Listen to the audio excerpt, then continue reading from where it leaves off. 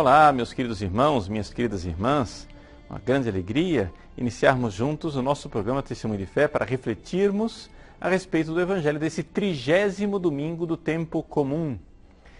Nesse domingo a igreja proclama o Evangelho do cego de Jericó, que é curado por Jesus. E nós queremos juntos agora nos dedicar à reflexão desse Evangelho, porque todos nós somos um cego Bartimeu. Todos nós somos cegos e mendigos. Mendigos porque pobres da graça de Deus, mendigos da graça de Deus, precisamos da graça de Deus. E cegos porque precisamos que a nossa fé aumente, né? Ou seja, quem tem fé precisa de uma fé maior. Então, os santos padres, quando leem essa página do Evangelho, sempre veem aqui esse processo maravilhoso que existe de uma pessoa que sai da falta de fé e vai caminhando de fé em fé e seguindo os passos de Jesus até chegar a Jerusalém. Então, vejam, é uma ascensão, uma subida, né? A cidade de Jericó, ela é uma cidade que está abaixo do nível médio do mar. Por quê? Porque ela está na direção do Mar Morto. E o Mar Morto, nós sabemos, é um mar que está... É uma depressão, uma grande falha, né, geológica. E Jericó está lá embaixo. Jesus está saindo de Jericó e vai para Jerusalém. O que significa misticamente essa subida de Jesus para Jerusalém? Bom, historicamente significa o seguinte: Jesus está indo para Jerusalém porque ele vai, sabe que ali ele vai oferecer o seu sacrifício na cruz. E isso já é um significado místico. Mas e nós? E nós nisso tudo? Como é que nós podemos subir com Jesus? Bom, os santos padres, né, São Jerônimo, por exemplo, recordava que a palavra Jericó, em hebraico, Jerichó, tem a ver com lua. Historicamente falando, provavelmente Jericó é uma cidade onde houve adoradores da lua. Mas essa coisa de lua e Jericó, para os santos padres, misticamente, sempre foi o significado de que o ser humano, quando ele está vivendo na carne, sem fé, né, ele é muito volúvel. Ele é volúvel como a lua, mutável, né? Então, assim é que nós precisamos entender que nós somos levados por qualquer tipo de doutrina, de tendência carnal, qualquer tipo de vício, se nós estamos na carne. Nós precisamos agora, junto com Jesus, subir para Jerusalém. O primeiro fato que a gente precisa, então, pedir para Jesus é a fé. Vejam, o cego de Jericó, ele primeiro ouve falar, lá na beira do caminho, ouve falar que é Jesus que está passando ali. E a fé começa assim mesmo. A fé começa da pregação. A fé começa porque alguém um dia, né, quando você ainda não cria, quando você ainda não tinha fé, alguém falou a palavra de Deus para você. Quando alguém pregou a palavra de Deus para você, o que aconteceu? Você ouviu aquela palavra e aquele negócio caiu no seu coração e disse: nossa, é verdade. Você sente que aquela pessoa estava falando para você e você sente que aquela palavra, no fundo, não é uma novidade. Ou seja, que você não está ouvindo uma coisa nova, mas é como se você tivesse esperado aquela palavra desde sempre, porque aquela palavra estava dentro do seu coração. Esse fenômeno que muita gente já deve ter experimentado, né? Os santos padres e os doutores místicos, eles explicam isso com muita clareza. O que acontece é o seguinte: existe a revelação externa e a revelação interna. Ou seja, o pregador que está lá falando, ou então o livro que você leu, o filme que você assistiu, a palavra de Deus que veio de lá de fora, de algum jeito que você ouviu essa palavra. Muito bem. Isso daí é a revelação externa. Jesus revelou essa palavra e essa palavra, através do apostolado da igreja, foi ecoando ao longo dos séculos e finalmente ela chegou até você. Mas você foi criado por Deus. E Deus está dentro do seu coração. Isso quer dizer que a palavra de Deus, que é Jesus, está dentro do seu coração, por mais que você seja um ímpio, por mais que você seja um pecador, você pode ser até um Hitler. Seja quem for, Deus está dentro do seu coração. Tentando falar, mas os seus pecados não deixam você ouvir. Então o pregador vai, fala a palavra. E se você se abrir por uma graça de Deus, ao ouvir aquela palavra verdadeiramente, aquela palavra ecoa e entra em sintonia com a palavra que está lá dentro do seu coração e você diz: nossa, é verdade. Só que aquela verdade não é uma verdade do tipo, o cara me convenceu. Ou então, ele é bom na fala, ele é bom na lábia. Não, você entende perfeitamente que quem está falando ali não é ele. Que existe uma palavra que grita dentro de você, que está falando, e as duas palavras entraram em sintonia. Ou seja, a revelação externa de quem pregou entrou em sintonia com a revelação interna, você que está aí ouvindo. E aí você diz: eu esperava essa palavra desde sempre. É como se eu tivesse a minha vida inteira esperado que alguém me dissesse isso, que eu já sabia que era verdade. Porque essa verdade estava dentro de mim. É assim que acontece uma conversão. É assim o cego de Jericó. O cego de Jericó ouve falar que Jesus passava. E então ele vai. Vai e crê. Dá o primeiro passo da fé. E esse primeiro passo da fé, não é, tem uma primeira reação muito interessante, que é a oração. Não é? Ele começa a gritar: filho de Davi, tem piedade de mim, filho de Davi, tem piedade de mim. A pessoa que ouve a palavra começa a rezar, mesmo que sejam orações muito simples, orações muito, assim, primitivas. Mas diz: meu Deus, eu preciso de você. Meu Deus, me ajuda. Meu Deus, se você existe, eu preciso de você. Senhor, você existe mesmo? A oração pode ser, essa oração primitiva pode até ser uma espécie de questionamento. Meu Deus, você existe de verdade? Uma pessoa na missa que vê o padre levantar a hóstia e diz: és tu, Senhor? E ele começa a oração, começa esse relacionamento de oração. E se você sente isto, que você começou a crer, mas a sua fé ainda é vacilante, sabe qual é a oração que você tem que fazer? É a seguinte: creio, Senhor, mas aumenta a minha fé. Essa é uma oração que eu aconselho a todo mundo todos os dias. Você pode ser de caminhada, de 20 anos de caminhada, você pode ser padre, bispo, cardeal, papa, não interessa. Todos os dias peça: Senhor, aumenta a minha fé. Porque a fé, ela aumenta. E é exatamente quando a fé vai aumentando que você vai então saindo de Jericó e indo para Jerusalém com Jesus.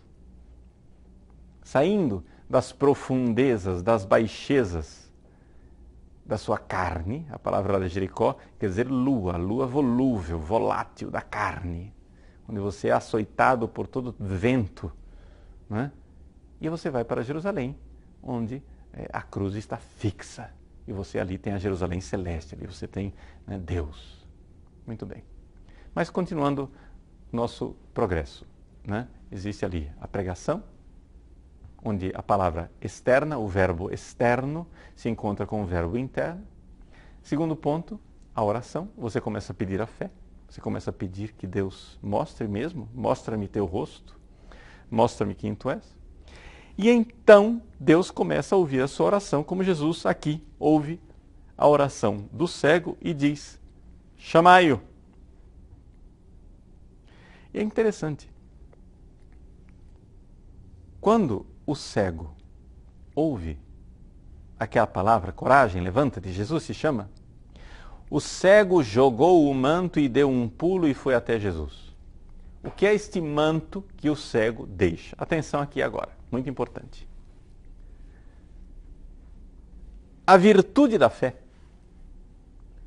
está ligada àquela bem-aventurança que Jesus diz assim: bem-aventurados os puros de coração, porque verão a Deus.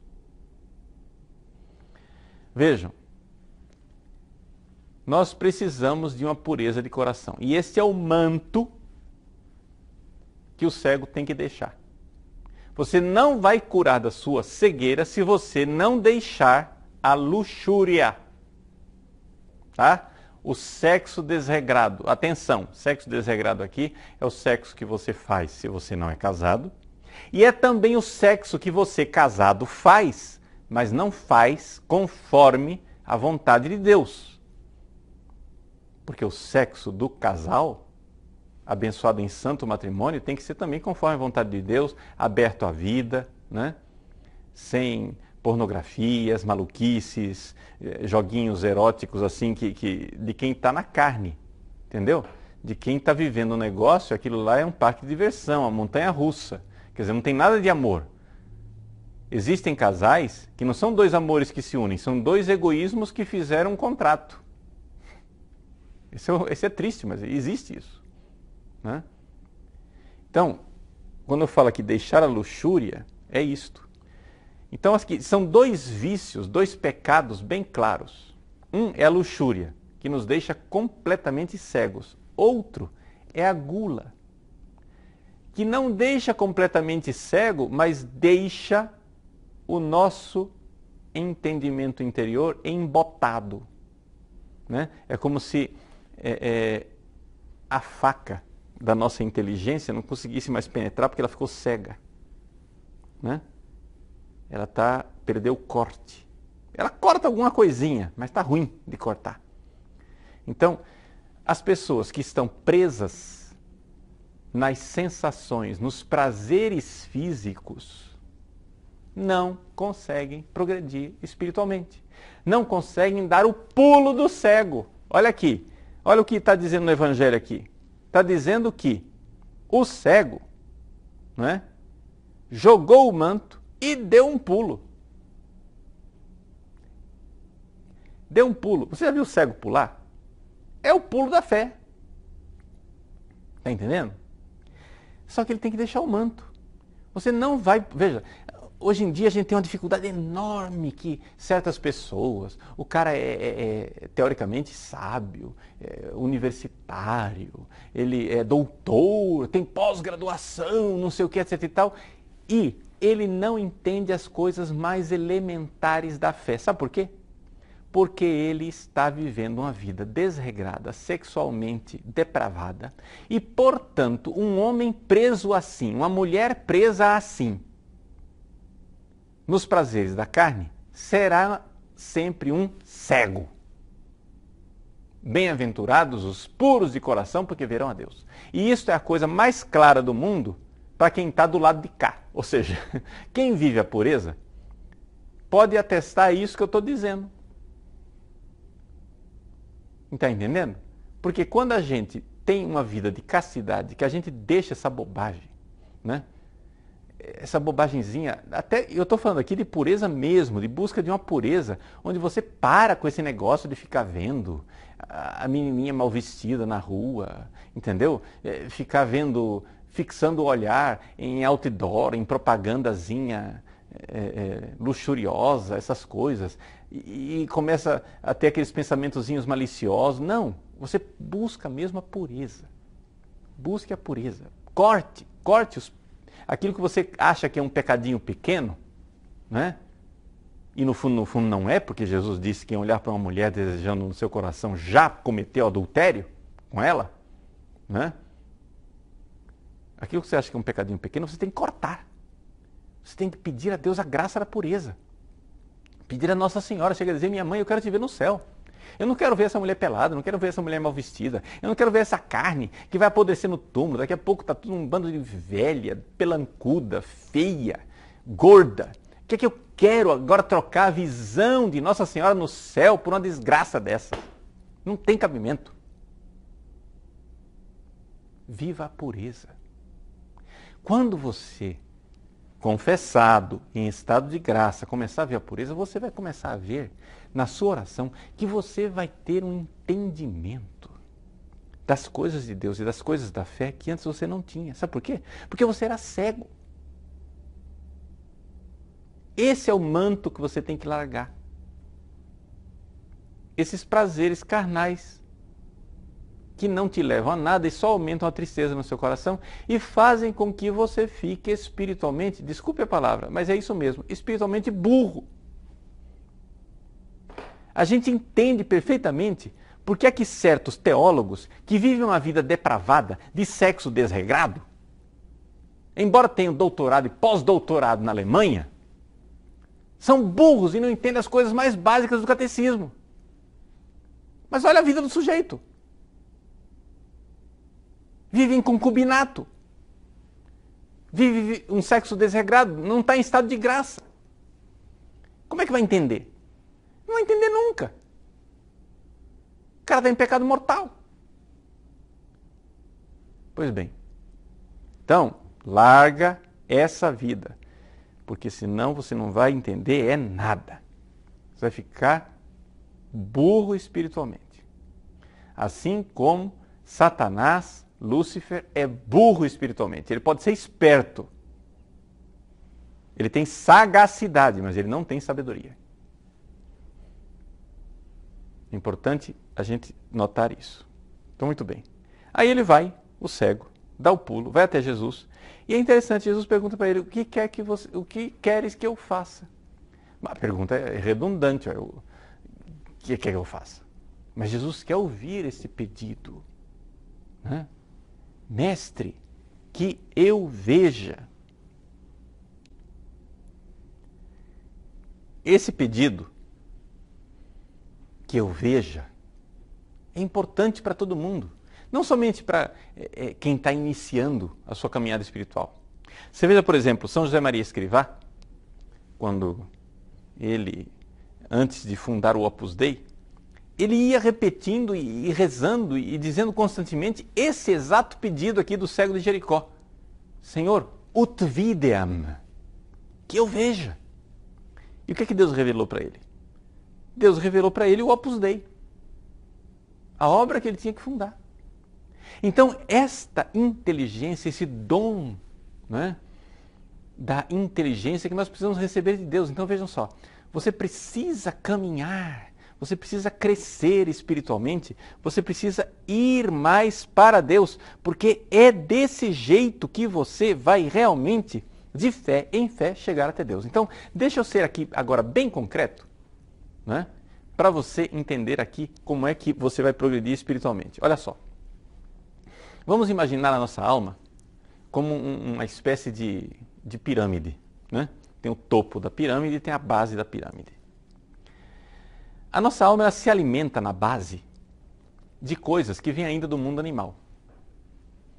Ou seja, que é os nossos sentidos.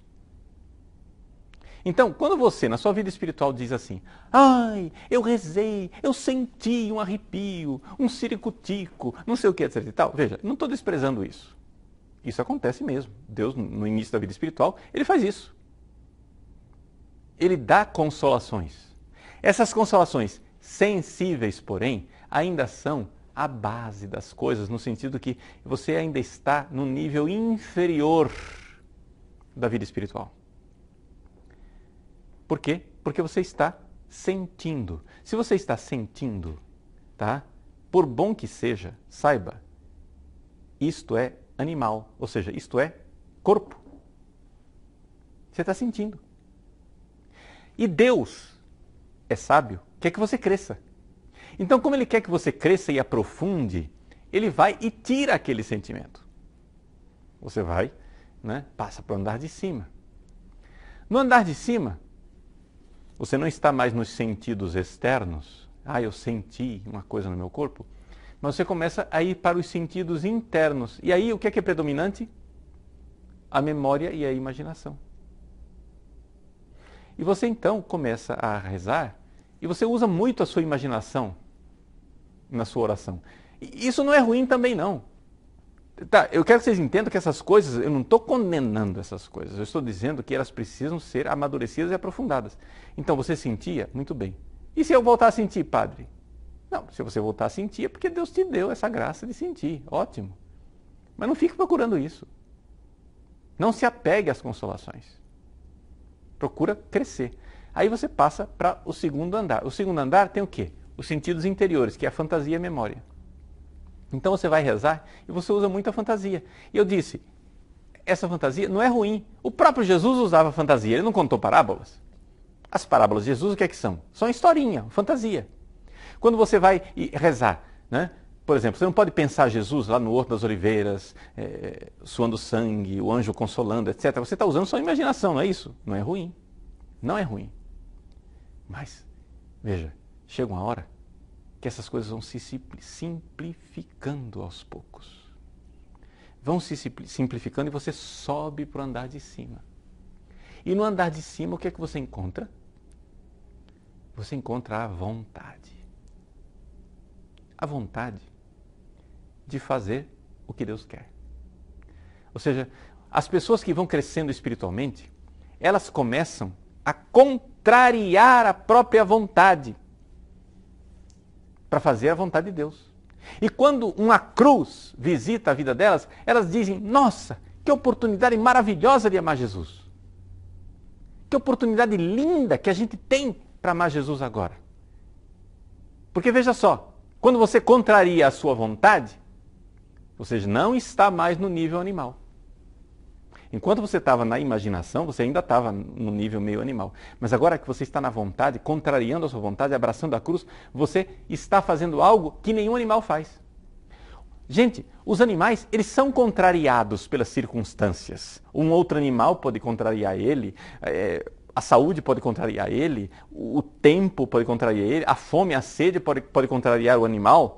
Ele pode ser contrariado pelas coisas externas, mas um animal não é capaz de se contrariar. E se o animal não é capaz de se contrariar, é porque ele não é capaz de abraçar a cruz, ele não é capaz de amar. Você subiu de nível. Você está indo com Jesus para Jerusalém, onde Jesus vai morrer na cruz. Você está fazendo o que diz o Evangelho aqui, não é?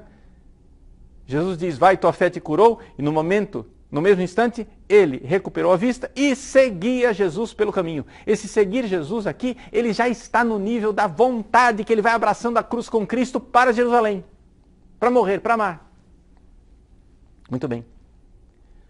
Mas esse ainda não é um andar superior.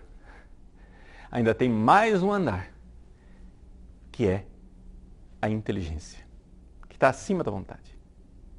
Só que a inteligência neste mundo aqui, ela é, quando a gente fala das coisas de Deus, a nossa inteligência, ela é algo que busca a Deus na fé. Por quê? Porque Deus nesse mundo se esconde. Deus quer ser buscado. Deus quer que nós o amemos, mas ele é um Deus escondido, ele se esconde na fé. Ele se esconde na fé, a gente precisa buscá-lo. E na inteligência você começa então a crer cada vez mais profundamente nas verdades de fé, de tal forma que você não precisa mais de milagres, de raciocínios, de provas, de nada. Você começa simplesmente a crer, porque foi Ele quem disse, foi Ele quem revelou, e você tem um tal amor por Cristo, um tal amor por aquele que revelou tudo, que você se entrega totalmente a Ele, e aí acontece a fé pura. Agora, para esta fé pura acontecer, você, crescendo espiritualmente, evidente, aqui nós já estamos num nível bem superior, você um dia precisará que se manifeste dentro de você o dom da inteligência que você já recebeu no batismo e na crisma, mas que nos santos se manifesta de forma claríssima, de forma maravilhosa. Não é? Então assim a gente vai crescendo espiritualmente. Então, eu sei que eu falei muita coisa aqui, muitos detalhes, mas é importante a gente saber dessas coisas, porque tem gente que fica muito apegado ainda na base do edifício e não sobe nunca, né? Ou seja, Deus quer que a gente interiorize, aprofunde cada vez mais. Então, tem gente que teve uma experiência de Deus lá, sentiu uma coisinha lá, uma consolação, uma coisa, achou aquilo tão bom, tão bonito, tão maravilhoso, que não quer mais sair daquilo. Aí fica no jardim da infância a vida inteira, não cresce nunca. Vejam, se você quer ir para os andares superiores, não fique apegado nessas coisinhas. Atenção, não quer dizer que Deus não possa, também para quem está nos andares superiores, dar uma consolação. Não quer dizer que você, mesmo estando nos andares superiores, não possa usar a imaginação para rezar. Entendeu? Nós não deixamos de ser seres humanos, nós não viramos anjos. Essas coisas elas existem ainda. Mas é importante saber ir para os andares de cima. Então, um pouco esse era o recadinho que eu queria dar com a reflexão desse evangelho. O cego Bartimeu é o nosso projeto de crescimento na fé. Então veja só, resumo do que eu disse. Primeira coisa, não é? Você precisa ouvir a palavra de Deus. Ela ressoa o verbo interior que está no seu coração. Você começa a pedir mais fé. Essa fé vai fazendo com que você deixe as obras da carne, deixe a luxúria, deixe a gula, que é aquilo que cega você, que embota o seu entendimento. E aí você então vai e dá o pulo para Cristo. E ali Ele te cura e te dá uma vida nova. Essa vida nova, quando você deixou de lado o seu manto de mendigo, que você mendigava as coisas desse mundo, significa que você então vai aos poucos crescendo espiritualmente. E aí você vai passando nos andares da fé, nos andares do seu crescimento espiritual.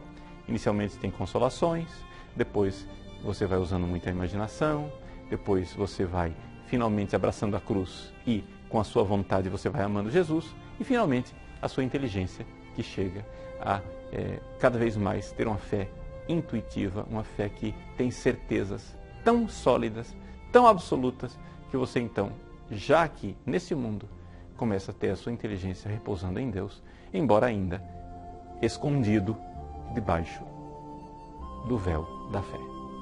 Que Deus abençoe você. Vamos com Jesus para Jerusalém, como o cego Bartimeu. Em nome do Pai, do Filho e do Espírito Santo. Amém.